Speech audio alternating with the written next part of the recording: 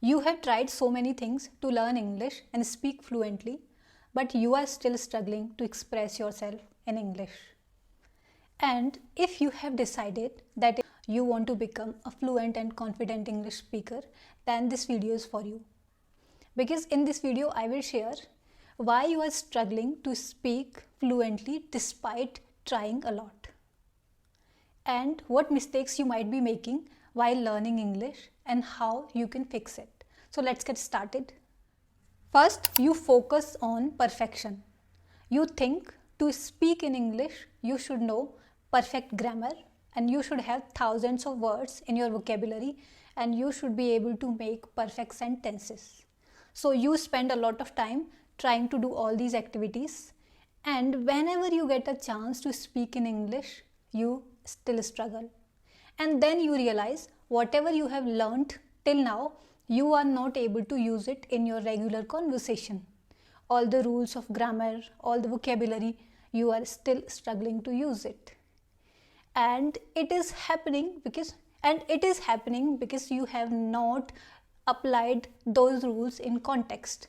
And after this, you get frustrated. And the reality is, when we try to learn something new, we always feel unsure and we always have this doubt like maybe we are not good enough to start. So that is why we fall in that loop, like we should first learn these things before starting something. And that leads to the second point. You spend a lot of time in passive learning. You watch a lot of videos, you listen a lot, you read newspaper or books in the hope that by doing all these activities you will become fluent English speaker. You keep making yourself feel better, like by any magic, if you will spend a lot of time in passive learning, by any magic you will be able to use them in speaking part. But again, whenever you try to speak, you struggle to use them in your real life. Like whatever you watch, whatever you read, you are not again able to use them in your conversation. And the reality is that passive learning only contributes 30% to our learning. 70% it is active learning, like we have to speak or we have to write something, we have to produce whatever we learned from all these passive learning. And that leads to the next problem, that is mindset problem. It is the biggest issue. Because in this you keep telling yourself like, okay, I won't be able to speak in English because it is too hard. And maybe it is not for me, or I won't be able to speak in English because I don't come from an English background, or I don't have people around me. So all these statements you keep telling yourself, and your thoughts revolve around all this.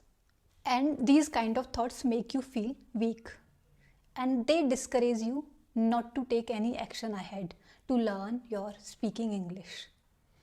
And what you can do to avoid it, you can change it to something like, I'm working on it, or I'm trying my best to learn English, or you can focus on your improvement, or you can think every step you are taking is taking you ahead in the journey of learning English. So by doing this, you feel stronger and you encourage yourself to learn English. So it will help you a lot. And that leads to the next point. You rely too much on motivation.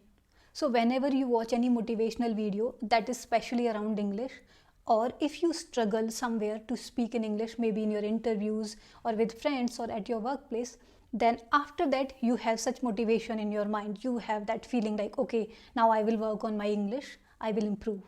So out of this motivation, you take step, like you spend a lot of hours to learn English and you do it for few days. And once that motivation is gone, you are back on the same loop.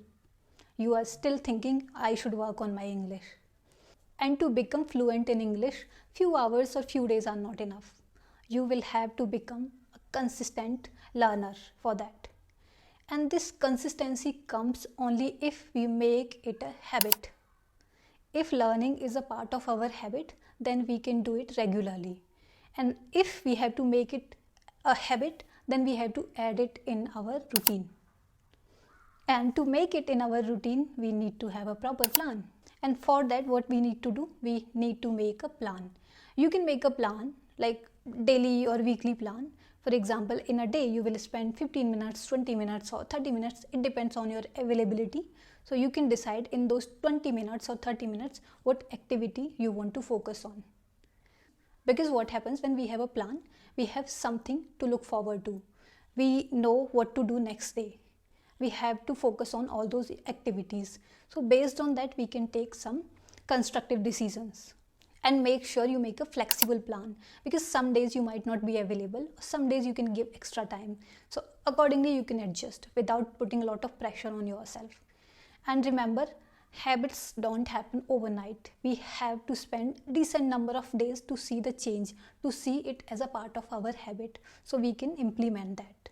Or what you can do, you can sign up for any class. That way it will make your English learning journey fun, easier and faster. So you can sign up for any class. This will help you to get proper feedback, proper guidance, and it will make you consistent. Then you don't need to worry about how much time do you spend, because you will have it in your routine. And the next mistake you might be making is you want to see the results quickly. So whenever you try to learn English, within few days you want to see the result. What happens in this hope, you try to learn everything at once. And whenever you don't see the result, you get frustrated and you tend to give up. And to avoid that, think about the situation. When we were a kid, how did we start walking?